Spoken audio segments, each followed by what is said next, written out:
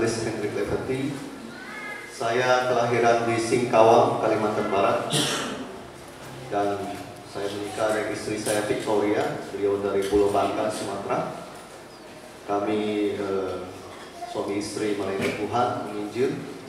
Kami domisili di Jakarta, tapi kami sering bergerak di daerah Kalimantan Barat. Terima kasih. Kita akan lihat di 1 Petrus pasal 1 ayat 15 sampai 16. Firman Tuhan diambil dari 1 Petrus pasal 1 ayat 15 sampai dengan 16. Firman Tuhan, tetapi hendaklah kamu menjadi kudus di dalam seluruh hidupmu, sama seperti Dia yang kudus, yang telah memanggil kamu. Sebab ada tertulis, kuduslah kamu, sebab aku kudus. Kita berdoa. Yesus, aku berdoa firman ini jadikan rema, kekuatan, akan pemulihan dalam setiap hidup kami. Urapi aku dengan kuasa urapanmu. Dalam nama Yesus aku berdoa. Amin. Bro, tolong turunin aku sedikit lagi. Agak menggema. Saya berpikir bahwa setiap dari orang Kristen harus memikirkan hidup kudus. Khususnya buat kita para hamba Tuhan, kekudusan itu sangat penting. Saya bingung, akhir-akhir ini gereja di kota, khususnya di Jakarta, banyak menyinggung tentang berkat, tetapi agak malu dan segan untuk menegur mereka yang hidup tidak kudus. Itu sangat menyedihkan di mata Tuhan. Saya mau cerita sedikit tentang arti kekudusan dan kenapa penting kita hidup dalam kekudusan. Tuhan bilang begini lewat surat Rasul Petrus, tetapi hendaklah kamu jadi kudus di dalam seluruh hidupmu, sama seperti Dia yang kudus.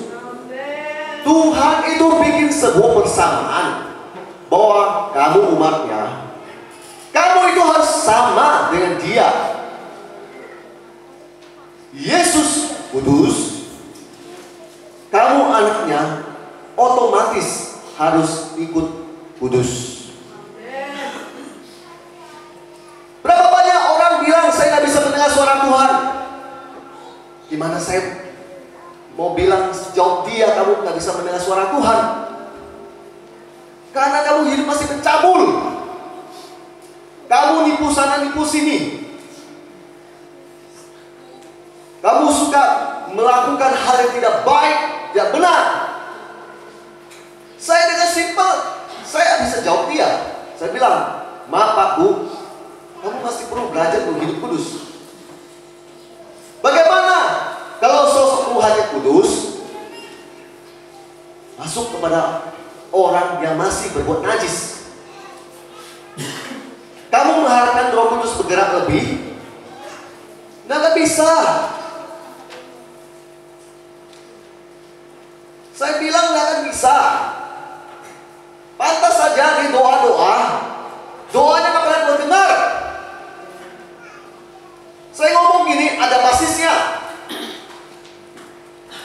Di Yakobus dikatakan, doa orang yang benar bila dengan yakin didoakan sangat besar kuasanya. Ditampilkan bro, ditampilkan.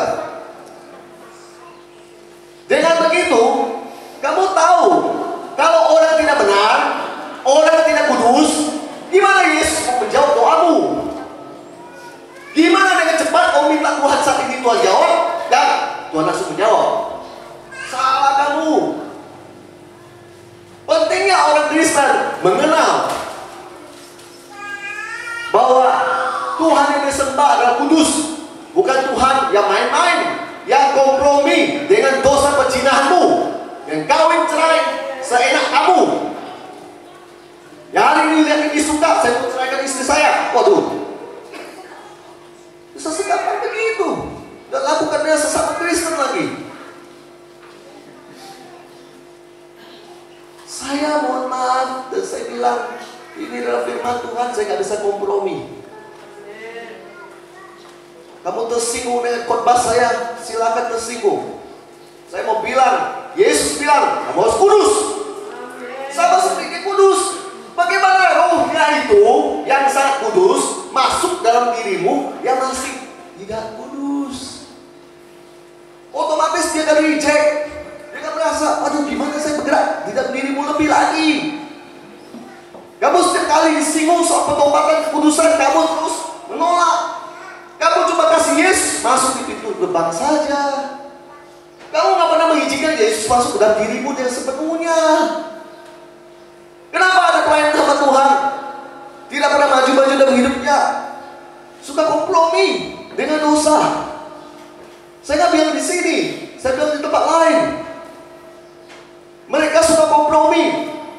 Mereka lebih suka melakukan keinginan daging. Pak, Bu, buat saya yang ada di Jakarta sangat gampang untuk saya melakukan keinginan daging.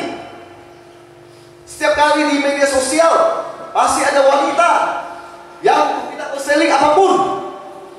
Bahkan kadang-kadang mencoba menyelesaikan jerat supaya saya jatuh ke dalamnya. Saya nggak mau sebodoh itu. Saya punya pelayanan dari Sabang sampai Merauke. Mau hancur gara-gara itu. Pura-pura mau kenalan sama saya, mau dekatin saya. Saya bilang saya bilang sama istri saya, dia punya spirit, saya sudah tahu. Ada roh jina di situ. Sorry ya. Enggak tahu. Kasar Pak Pendeta nggak punya kasih. Kau punya kasih, kau dekatinlah dia. Saya mau lihat kamu hancur dalam hitungan hari. Kenapa hamba Tuhan pada banyak hancur jatuh dalam dosa perzinahan? Salah satunya itu media sosial, Facebook, Instagram, apapun. Udah habis Bapak Pendeta gantung sekali Pak. Saya tuh sangat suka dengan khotbah Bapak Pendeta. Pak, tolonglah mampir rumah saya Pak. Satu, Pak, saya perlu dilayani Pak. Nomor saya ada di kamar sekian, hotel sekian. Pendetanya diurut aja kayak lembu untuk digorok kepalanya sama setan. Amsalnya ngomong gitu, dia seperti orang bodoh, dia dibelenggu, mengikuti keinginan hawa nafsunya, digorok sama setan. Setelah itu dipaparkan fotonya, inilah pendeta berzina begini-gini. Pelayanannya langsung habis. Semua jemaat langsung enggak, saya nggak mau didoakan sama engkau. Nanti ditumpahkan transfer loan najis lagi, gimana dong? Kasihan sekali pendeta begitu. Banyak di Jakarta. Saya nggak tahu di sini. Saya cuma mau bilang, kau nggak bisa melayani Tuhan dengan cara begitu. Media sosial is okay. Kamu terlalu nggak bisa mendeteksi. Kamu akan jatuh dalam dosa perzinahan dengan cara yang sangat gampang. Iblis jatuhkan kamu dalam media sosial. Kirim pesan malam-malam, bro saya mau konseling. Saya langsung jawab dengan gampang, saya mau tidur. Pakai seksi-seksi mau konseling, saya mau tidur. Pendeta aku kasar sekali. Emang gue pikirin. Dia bilang gitu aja, emang gue pikirin. Lu gak senang unfriend saya aja. Saya nggak butuh teman sama kamu. Saya cuma butuh, dengan baik, saya buat sombong ya. Saya cuma butuh hidup dalam kekudusan firman Tuhan. Saya nggak butuh teman sama orang kayak kamu. Saya cuma butuh diperkenankan oleh Tuhan. Karena saya tahu setelah saya langkah 1, langkah 2, langkah 3, langkah 4, langkah 5, saya jatuh. Kau mau menjebak saya, enak saja. Ya, jangan gampang terjebak oleh hal-hal begitu. Para hamba Tuhan, engkau Tuhan panggil, Tuhan pakai. Engkau adalah imam rajani. Engkau diberikan kewalian oleh Tuhan di bumi ini untuk memberitakan firman Tuhan dan untuk menjadi duplikatnya Yesus di bumi ini, supaya setiap orang melihat engkau adalah Yesus yang hidup itu di zaman 2016 ini. Tuhan, di mana orang mau bertindak sedangkan hidupnya masih penuh dengan roh najis? Oh Pak, masih ada urapan. Nah, kita lihat contohnya. Contoh tokoh yang tidak asing, namanya Samson. Kita lihat di Hakim-Hakim sebelum Rut. Hakim-Hakim pasal 16 ayat 1 sama dengan 3. Hakim-Hakim pasal 16 ayat 1 sama dengan 3. Pada suatu kali ketika Simson pergi ke Gaza, dilihatnya seorang perempuan sundal. Maaf, kalau sekarang tuh perempuan gak benar. Lalu menghampiri dia. Nah, kita cuma bilang menghampiri. Nah, itu udah tahu sendiri lah maksudnya apa. Ketika diberitahukan pada orang-orang Gaza, Simson telah datang ke sini. Maka mereka mengepung tempat itu dan siap menghadang dia semalam-malaman di pintu gerbang kota. Tetapi semalam-malaman itu mereka tidak berbuat apa-apa karena pikirnya, nanti pada waktu fajar kita akan membunuh dia. Tetapi Simson tidur di situ sampai tengah malam. Pada waktu tengah malam bangunlah ia, dipegangnya kedua daun pintu gerbang kota itu dan kedua tiang pintu, dicabutnya semuanya beserta palangnya, diletakkannya di atas kedua bahunya. Lalu semuanya itu diangkat ke puncak gunung yang berhadapan dengan Hebron. Simson berzina, abdi Allah, tapi hidupnya main dengan perempuan yang tidak benar. Maaf. Tetapi urapan tetap ada, Pak. Khotbahnya tetap bagus, Pak. Tunggu dulu. Kita kan belum selesai. Bisa ya, Pak, tetap dipakai oleh Tuhan. Tunggu dulu. Kita kan belum selesai cerita tentang Simson. Kita lanjut. Hanya selang sedikit dari 16 di 20 sampai 21. Lalu berserulah perempuan itu, Delila, orang Filistin menyegat engkau, Simson. Baca baik. Maka terjagalah ia dan tidurnya setelah katanya, seperti yang sudah-sudah. Dia bilang, udah biasa ada kayak gini, tenang aja. Dia bilang gitu, seperti yang sudah-sudah, aku akan bebas dan aku akan meronta lepas. Tetapi tidaklah diketahuinya bahwa Tuhan telah meninggalkan dia. Lanjut. Orang Filistin itu menangkap dia, mencungkil kedua matanya. Aduh, kasihan sekali Simson. Dan membawanya ke Gaza. Di situ ia dibelenggu dengan 2 rantai tembaga dan pekerjaannya di penjara ialah menggiling. Hamba Tuhan dicungkil matanya, disuruh jadi budak menggiling. Hamba Tuhan yang tadinya top, kuat, urapannya ada di kekuatannya. Dia mampu, dia robohkan tembok apapun, dia robohkan tiang dan sebagainya, dia mencabut, dia menghabisi 1000 orang Filistin. Tetapi sayang saudara, dari si buta dari gua hantu. Aduh, kasihan sekali. Gak punya apa-apa lagi dan berberdaya, kelihatan lucu. Tetapi iblis masih memperhadapkan ini kepada para hamba Tuhan dan anak-anaknya. Maksud saya itu umat Tuhan. Saya waktu baca begini, saya merasa ngeri. Tuhan sebenarnya itu sangat sayang dengan Simson. Tapi Simson ini kelakuannya, saya bilang bebal, tidak mau bertobat. Banyak kejahatan yang dilakukan. Kita cuma tahu kan, dia cuma tidur dari orang perempuan gak benar. Ada yang dimakan, Tuhan bilang Nazir Allah yang makan itu bangkai, dia makan itu madu dari bangkai. Itu salah, bertentangan dengan hukum Taurat. Tidak boleh. Dia langgar terus, dia bilang seperti yang sudah-sudah. Gua kalau tumpang tangan urapan tetap ada. Gua khotbah orang tetap dengarkan saya. Kasihan deh lu. Tunggu waktu hancur lu aja. Bertobat. Saya bilang sekali lagi bertobat. Bertobatlah. Belum terlambat. Amen. Sama ini Anda berpikir tidak ada yang tahu tentang saya. Kamu salah. Kalau saya lihat kamu, saya tahu kamu. Kenapa kamu bisa tahu?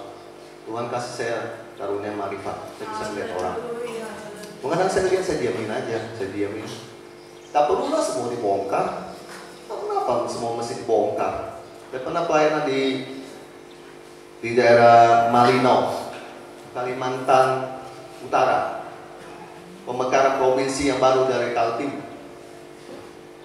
Seorang anak muda, dia dokter atau perawat, nggak tahu lah. Jadi berdiri di situ, dia senyum-senyum, dia menanti saya, dia mau jabat tangan dengan saya. Orang Toraja campur dengan Dayak. Jadi ketika dia mau berjabat tangan dengan saya, dia bilang, "Pak, doakan saya." Saya dengan gaya saya yang agak aneh, saya bilang gini, "Kamu harus bertobat dulu kalau kamu mau didoakan." Dia lihat saya, ngomongnya ekstrim ya Pak ya, gak bersahabat, bukan tipikal hamba Tuhan yang baik. Terus apa tahu? Saya pergi. Dia ngejar saya lagi. "Pak, saya mau bertobat." "Oke, ampuni orang yang kamu perlu ampuni." Kok bisa tahu Pak? Tuhan tahu hidupmu. Amen. Kalau kamu cuma biasakan diri, seperti tadi saya bilang, yang batasi Tuhan. Kalau kamu batasi Tuhan, yang ibadahmu ya kayak begini-begini saja, yang tidak akan berubah, ya selalu saya ngerem. Padahal tadi pujian itu, song leadernya itu luar biasa. Allah kita heran besar. Heran itu maksudnya kamu nggak bisa mengerti dia. Kalau kamu mengerti Tuhan, itu kamu udah hebat. Hari ini ibadah begini ya, nanti begini ya, nanti habis itu begini ya. Kamu membatasi Tuhan. Nah, Tuhan nggak bisa bekerja. Kalau saya digituin, saya juga begini, jadi ya, terikat. Saya mau begini, jadi begini. Enggak. Nanti nggak enak. Nanti nggak enak sama ini. Nanti nggak enak ini. Aduh, pelayanan nggak maju. Pergerakan Roh Kudus dibatasi, nggak bisa maju. Padahal kita punya moto, kobarkan api Pentakosta. Sehingga dimanapun saya ketemu orang di jalan, Tuhan Yesus berbicara sama saya tentang kamu. Oh kamu, gini. Titik. Pak, pendeta doakan saya. Saya langsung saya akan mendoakan kamu. Dan besok saya terima dari jawaban dari kamu, atau minggu depan, atau kapan pun, bahwa doamu sudah dijawab oleh Tuhan. Dan semuanya dijawab oleh Tuhan. Ada memang dijawab oleh Tuhan. Setahun kemudian, ada 1 hari kemudian, ada 2 minggu kemudian, ada seminggu kemudian. Oh, kenapa Bapak bisa bergerak dengan begitu? Salah satu syaratnya adalah saya menghaluskan hidup saya kudus.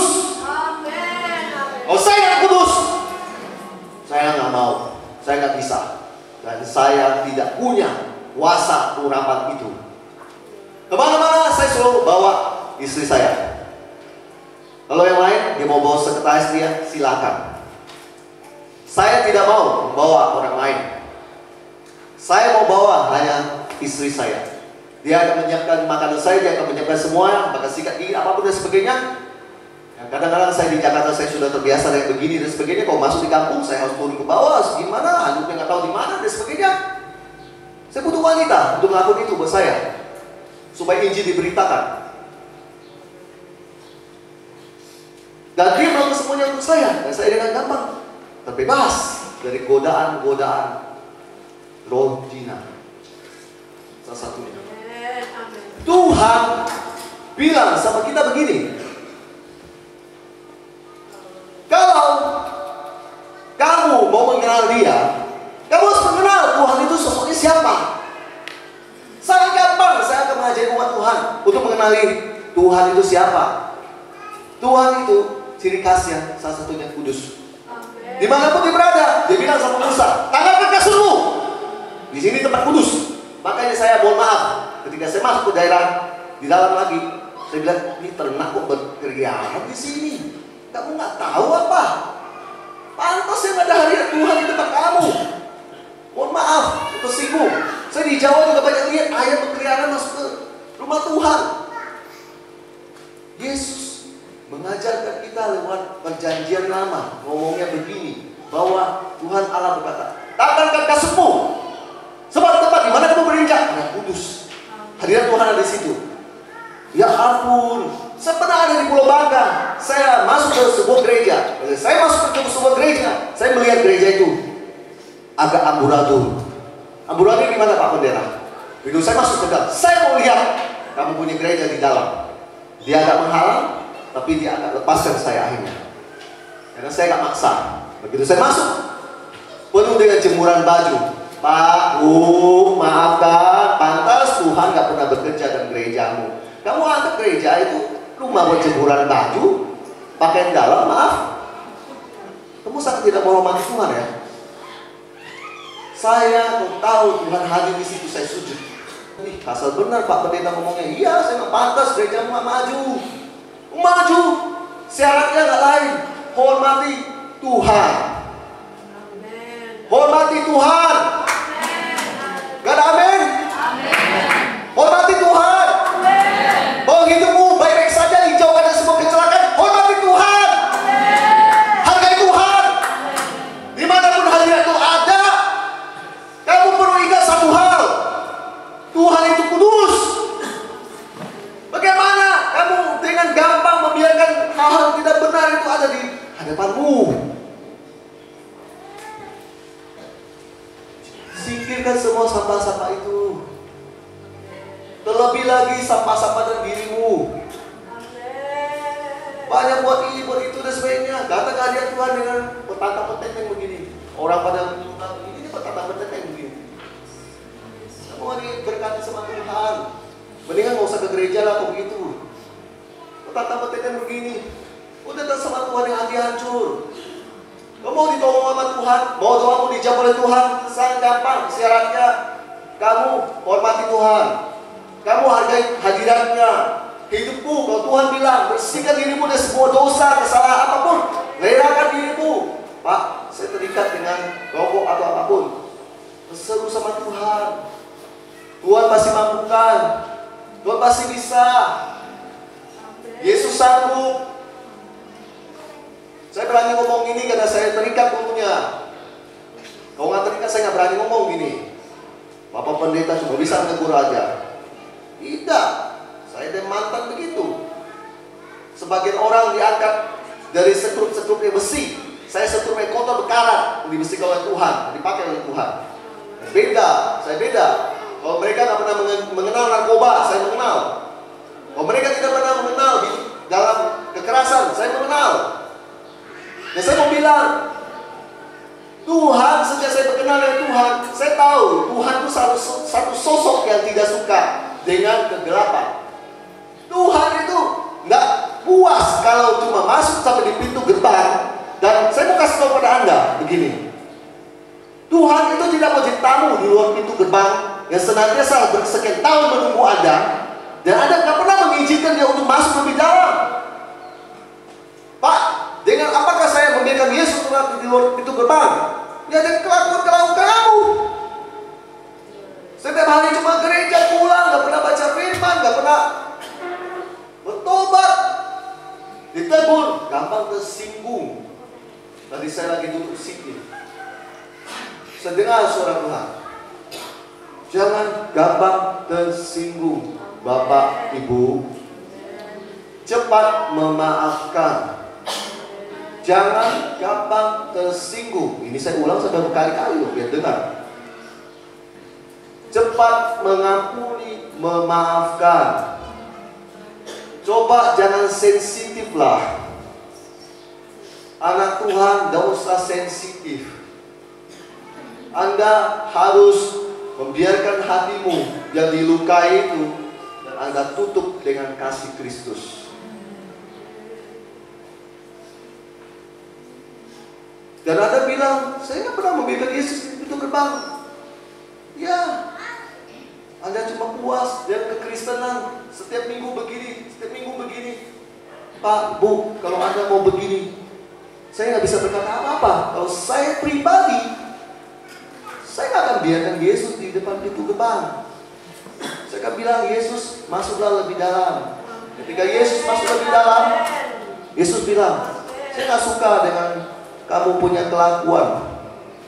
Kamu itu suka pamer-pamer, kamu suka sok kaya gini-gini. Kalau Yesus ngomong gini, saya bilang, karena Tuhan yang bilang, saya akan tinggalkan itu semua. Saya akan seperti pengungut cukai dan ngomong, Tuhan gak suka apa, saya tinggalkan semua buat Tuhan. Dan Tuhan, Yesus masuk lebih dalam lagi. Dan Yesus bilang, saya mau kamu ikut saya. Kalau Yesus sudah mulai berkata, saya mau kamu ikut saya, Berarti kadang-kadang kalau Yesus bilang belok kiri, kita bilang, mana mungkin Pak Pendeta, kiri itu kelihatan tidak ada jalan. Tapi Yesus bilang belok kiri. Di situ kamu diuji. Kamu mau dengar Yesus atau mau dengar suara kedaginganmu dan pengalamanmu? Saya bukan dari tamatan SMA. Rasio saya dipakai terus dalam pekerjaan dan apapun. Saya bukan orang tidak mengerti dunia teknologi. Dan Tuhan memberi saya kemampuan untuk saya bisa memanage anak buah atau siapapun. Satu hal, Tuhan bilang, Hendrik, kamu gak usah begini, kamu begini saja.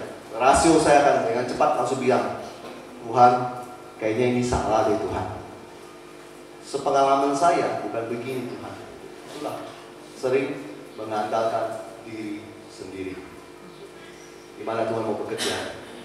Kamu bilang Tuhan Yesus gak pernah bersuara, Roh Kudus gak pernah bersuara. Kamu tolak terus suara dia dengan cara begitu. Kamu bilang enggak. Pak, Bu, kita diberikan akal budi, hikmat. Itu memang ya dan amin. Pakai itu dalam kehidupan sehari-hari. Tapi terkadang Tuhan akan bilang, yang kamu pengalaman, yang kamu hebat, kali ini coba kamu tinggalkan itu dan kamu bergantung sepenuhnya sama saya. Bisa kamu lakukan? Itulah Pak Pendeta yang susah untuk saya berserah sama Tuhan. Kamu belum lulus kau gitu. Ya Tuhan uji terus kamu sampai kamu lulus. Dalam kehidupan sehari-hari saya sering diperhadapkan dengan hal-hal begitu. Di situ saya harus belajar berserah penuh kepada Tuhan. Saya mau bilang begini, Bapak, Ibu, kami dalam tim penginjilan, kami biasa jalan kalau ada hulus. Tidak ada hulus, tidak jalan. Itu semua manusia juga tahu. Cek tiket harga termurah, semua orang juga tahu. Cek penginapan, semua orang tahu. Cari rental di mana, semua orang tahu. Saya setiap hari duduk di depan laptop saya, bagaimana saya tidak tahu dunia-dunia itu. Ketika tidak punya apa-apa dan sebagainya, Tuhan cuma bilang, pergi ke Manado. Saya bilang, saya pengen ke Kalbar Tuhan. Tuhan bilang, Manado, Kalbar Tuhan. Di situ saya lebih bisa bebas Tuhan. Saya bisa masuk ke kampung daya. Saya bisa membaptis orang. Saya bisa melakukan apapun di tanah lumpur dan sebagainya. Saya suka dunia saya ini Tuhan. Dunia pelayanan saya ini maksudnya. Tuhan bilang, Manado. Istri saya sampai bilang, kamu serius? Mau ke Manado? Benar, ini ya di atas dia ngomong gitu. Karena dia lebih suka untuk ke Kalbar sama dengan saya. Sebelah Manado sudah, oke. Nah, sesudah kami putuskan, duit di dompet tidak ada, tidak cukup. Hanya cukup untuk makan sehari-hari saja. Rasio mulai berpikir, kalau biasa orang rasio berpikir akan telepon teman. Bro, mau pelayanan, support gua dong. Itu manusia sudah biasa. Masuk pasang status di Facebook, dukunglah pendeta ini. Kau punya Tuhan. Apa kau mau promosi minta dukungan di Facebook? Untuk cari dana. Saya bilang dengan berkata iman. Waktu saya ucapkan ini, uang itu tidak ada. Saya bilang sama istri saya. Saya bilang sama kamu dengan baik, saya bilang. Semua biaya perjalanan tiket PP itu Tuhan sediakan. Haleluya. Waktu saya ngomong itu, saya ngomong dengan bulat. Karena saya tahu Markus 11 ayat 24 menyatakan kalau kamu doakan apa yang kerinduan kamu doakan. Kamu doakan seolah-olah itu kamu sudah terima, maka hal itu akan diberikan padamu. Saya doa begitu. Sebulan kemudian seorang teman telepon. Saya waktu telepon dia mau sodorkan saya uang itu. Dan saya tidak mau terima. Waktu saya nggak mau terima, saya berdiam diri. Saya bilang sama istri saya hatinya digerakkan sama Roh Kudus. Kayaknya ini jawaban doa kita ya. Kenapa kita harus tolak? Ya sudahlah, tapi malulah ngomong lagi dong, udahlah. Yaudah, Kami berdiam, tak lama dia SMS-an sama WA sama istri saya. Ya WA chatting dengan istri saya. Minta nomor rekening. Saya bilang, saya jawab, saya kasih dia. Dia kirim, masuk ke rekening saya. Tiketnya cukup buat kami PP. Biasa, kalau biasa cara manusia pakai ini. Minta orang-orang pinjam dulu tiketnya. Itu cara manusia. Ingat pinjam, pulang kamu lunasi lagi. Saya belum lunasi, sudah lunas. Jangan bergerak banyak dengan rasio. Tuhan kasih rasio, puji Tuhan. Kau bisa menghitung, puji Tuhan. Pakai itu dalam bisnis, pekerjaan atau apapun. Pakai itu. Tidak salah. Lahir begini.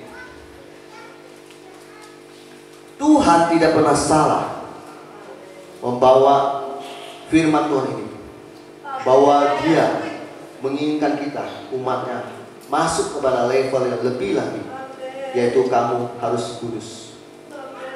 Kalau kamu tidak kudus, bagaimana kamu mengenal Dia? Bagaimana kamu bisa mengerti jalan-jalannya? Seringkali jalan-jalannya itu kamu gak akan bisa pahami kalau kamu tidak ada dalam jalurnya Dia. Kereta gak akan bisa berjalan kalau tidak ada di relnya. Saya bilang, percuma kalau kamu Kristen sekian tahun kamu cuma berjalan di tempat. Yesus bilang, kalau kita ada kudusan itu, kita dengan spiritnya bisa menyatu. Rohnya itu bisa menyatu dengan Anda. Dan Anda, ketika Anda seperti firman Tuhan yang tadi, Yakobus pasal 5 masalahnya. Doa orang benar. Ya, itu 16b dibaca. Doa orang yang benar. Bukan doa orang. Bukan doa orang siapa saja. Tetapi ditekankan orang yang benar. Artinya orang itu ada dalam kekudusannya Tuhan. Bila dengan yakin didoakan, sangat besar, bukan kelihatan ada kuasanya, tetapi dicantumkan yang tegas, sangat besar kuasanya. Saya akan tutup khotbah saya dengan kesaksian dari firman Tuhan ini. Begini, saya Pak Bu adalah orang yang percaya pada kuasa mujizat Tuhan. Tapi saya tahu kuncinya satu, kalau saya tidak kudus, saya tidak bisa melakukan perbuatan kerja sama dengan Roh Kudus dalam hal mujizat, manifestasi atau apapun. Karena begini, mobil yang kotor, kamu harap supirnya Yesus masuk ke dalam, bau busuk, muntahan, maaf atau apapun yang ada di mobil itu, kotoran ternak atau apapun, Yesus dengan baik tidak akan masuk ke mobil itu. Pikirkan baik-baik omongan saya. Bapak ibu aja mobil dalamnya kotor, mau ada masuk ke situ? Ada mau berkendara di situ? Joknya penuh dengan sampah dan sebagainya, tumpahan minuman atau apapun, ada mau masuk situ?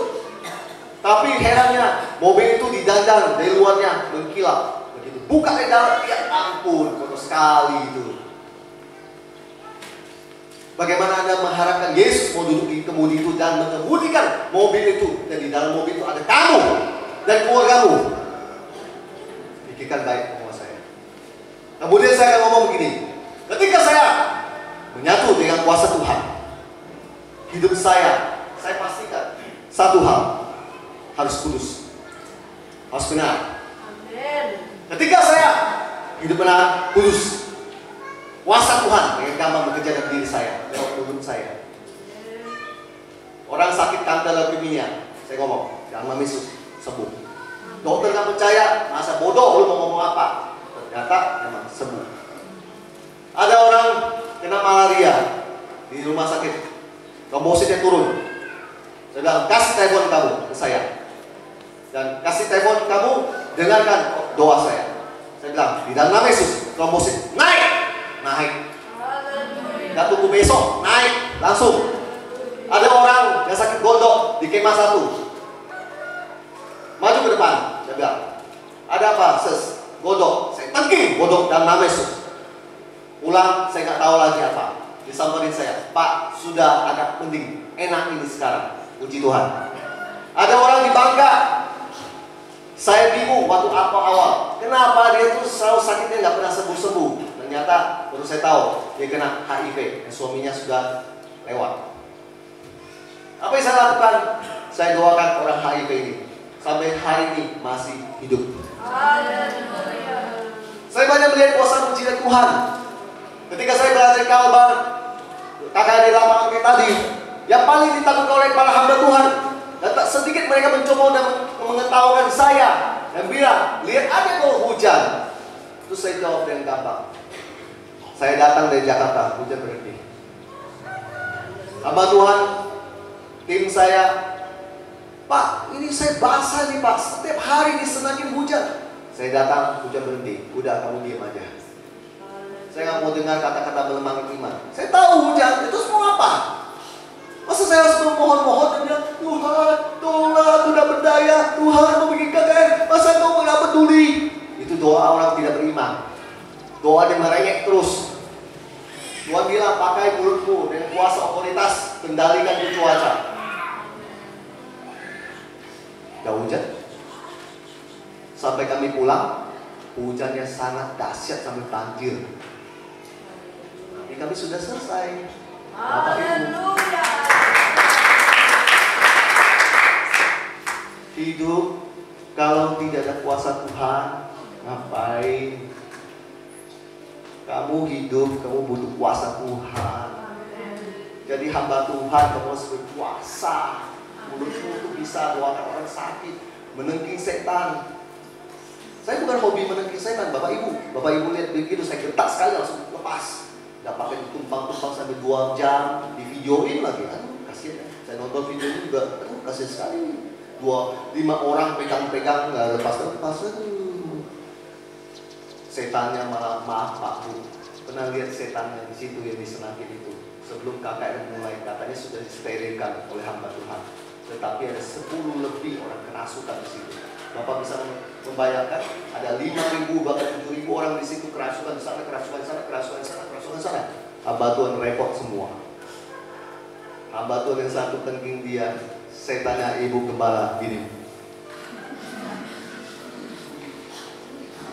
Maaf, hamba Tuhan itu nggak kudus dalam hal ini.